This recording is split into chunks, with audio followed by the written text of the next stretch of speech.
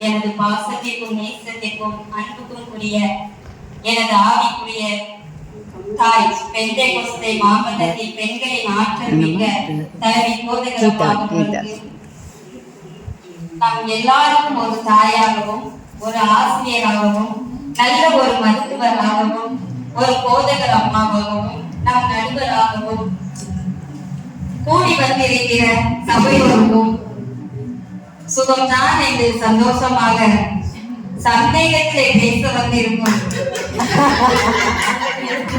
சாதிக்க வந்திருக்கிற எங்கள் எதிரணியர்களுக்கும் சுகமா சுமையா என்று தீர்ப்பளிக்க திகைத்து போயிருக்கும் எங்கள் சகோதரிகளுக்கும் இறைமகன் இயேசுவின் நாமத்தினாலே என்னுடைய வாழ்த்துக்களை தெரிவித்துக் கொள்கிறேன்.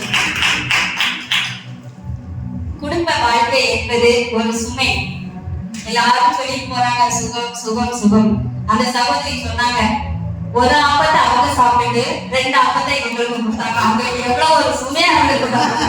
அது 4 ஆப்பம் வாங்கி வந்து 2 பேரும் சாப்பிட்டுருக்காங்கல்ல, ஒரு ஆப்பம் தான் அவங்க சாப்பிட்டுருக்காங்க. 2 ஆப்பம் அவங்களுக்கு எவ்வளவு பெரிய சுமை இருக்குன்னு தெரிஞ்சு அவங்க ஒரு 2 ஆப்பத்தை என்ன செஞ்சிருக்காங்க, மனைவிக்கு கொடுத்துருக்காங்க.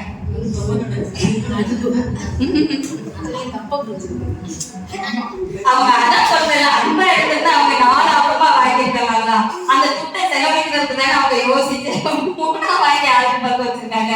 இப்ப சகோதரி சொன்னாங்க எதை நம்ம வந்து சுகம் நினைக்கிறோமோ அந்த 3மே அவருக்காக வாங்கிட்டு வந்திருப்பாரு.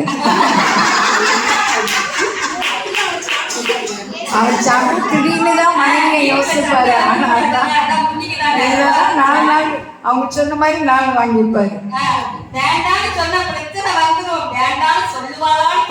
யோசிச்சுட்டு தான் ஒன்றை சாப்பிட்டுட்டு ஐயோ மனைவி சாப்பிடலன்னு திருப்பி கொடுத்துருக்காரு.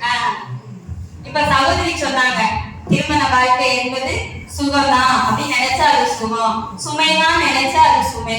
இப்படி எல்லாம் சொல்லிட்டு நீங்க ஒரு கிஃப்ட் வாங்கிக்கல ஒரு நாள் முழுசும் சுமையை அது உங்களுக்கு ஒரு சுமை தானுங்க. திருமண வாழ்க்கையில அதிகமா இருக்கிறது சுமைதான். இப்ப சகோதரி சொன்னாங்க பிள்ளைங்க பேர பிள்ளைங்களும் வீட்டுக்கு வரும்போது எவ்வளவு சந்தோஷமா இருக்கும் தெரியுமா அப்படின்னாங்க. அவங்க வந்தவங்க 2 நாள் 3 நாள் இல்ல 1 மாசம் இருந்தா தெரியாது எவ்வளவு பெரிய சுமை. அந்த வீடு எல்லாமே அவ்வளவுதான். டெய்லி 3 நேரம் தூக்கணும். ஐயோ நாங்க படுற பாடு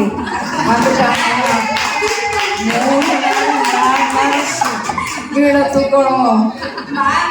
மாமியார் பிரச்சனை கிடையாது, மாமனார் பிரச்சனை கிடையாது, மைனி சம்பந்தி எல்லாம் பிரச்சனையே கிடையாதுங்க. நாங்களும் வரும்போது அப்படிதாங்க நினைச்சு வந்தோம். ஆனா குடும்பத்துக்குள்ள வந்தவங்க ஒரு மாதிரி தனியா இருக்கிறது அது எங்களுக்கு சுமையாவே இருந்திருக்காரு. நாங்கெல்லாம் குடும்பத்தோட இருக்கிறோம், அதனாலதான் எங்களுக்கு சுமனா என்னன்னு தெரியுது. சுமனா என்ன நீங்க தனியா இருந்தீங்கன்னா அப்புறம் கல்யாணம் முடியலையே அது வேற சுமையாயிடும். இல்ல அவங்க வந்து குடும்பத்தோட திருமணம் ஆகி தனி குடித்தனம் வந்ததுனால அவங்களுக்கு மாமியாரு மைனி சம்மந்திங்கிறதான அம்மா அப்பாங்கிறதான ஒரு சுமை இல்ல. இப்ப நாங்கெல்லாம் மைனி சம்மந்தி மாமியாரு பெரிய குடும்பம் எல்லாரோட இருக்கிறதுனால எங்களுக்கு அது ஒரு சுமைங்கிறது தெரியுது. சிஸ்டர் ஜெகா தனியா இருக்காங்க, அதனாலதான் அதான் சொல்றேன் வந்து போய் பிரச்சனை இல்லை, நம்மளோட இருக்கிறதுதான் பிரச்சனை. இப்ப அம்மா அப்பாவும் வராங்க, அத்தை மாமாவும் வராங்கன்னா யாரை திருப்திப்படுத்தவே முடியாது. குடும்ப வாழ்க்கையில கணவன் மனைவி திருப்திப்படுத்த முடியல, மனைவி கணவனை திருப்திப்படுத்த முடியல. அதான் முன்னோர்கள் சொல்லி வச்சிருக்காங்க வீட்டை கட்டிப்பாரு கல்யாணத்தை முடிச்சு பாருன்னு சொல்லி வச்சிருக்காங்க. அவங்க எல்லாம் அனுபவிக்காமல அதெல்லாம் சொல்லிட்டு போயிருக்காங்க, அனுபவிச்சதுனாலதான் சொல்லிட்டு போயிருக்காங்க. அப்புறம் சொன்னாங்க பாருங்க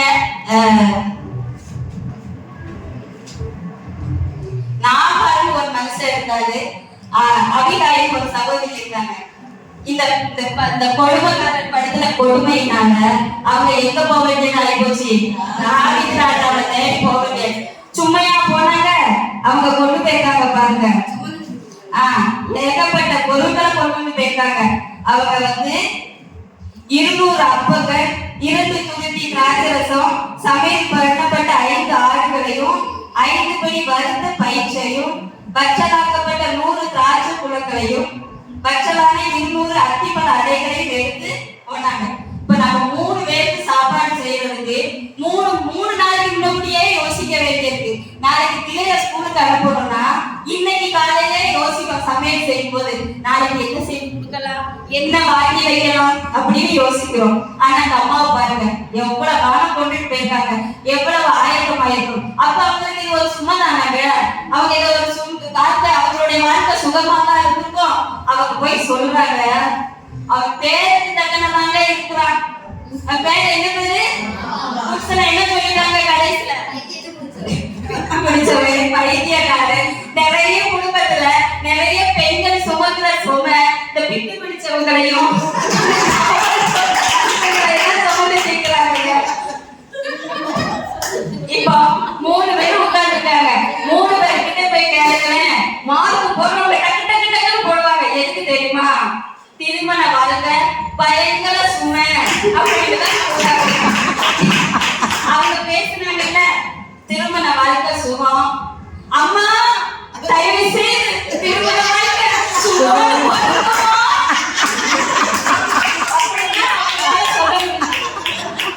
ஆனா நாங்க படிச்சு சொல்லுவோம். அவங்க இப்ப கடைசியா கேளுங்க, திருமண வாழ்க்கை எவ்வளவு பெரிய சுமை.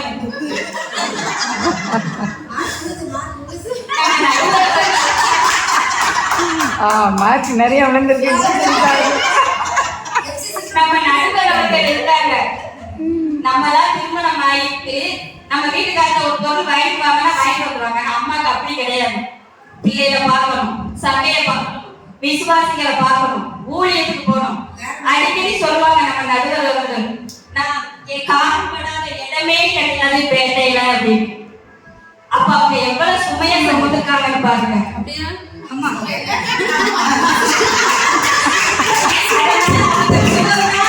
சொல்லவே முடியாது. திருமண வாழ்க்கை சுமைதான் என்று சொல்லி திருப்பதி பார்க்க என்னுடைய முடிவை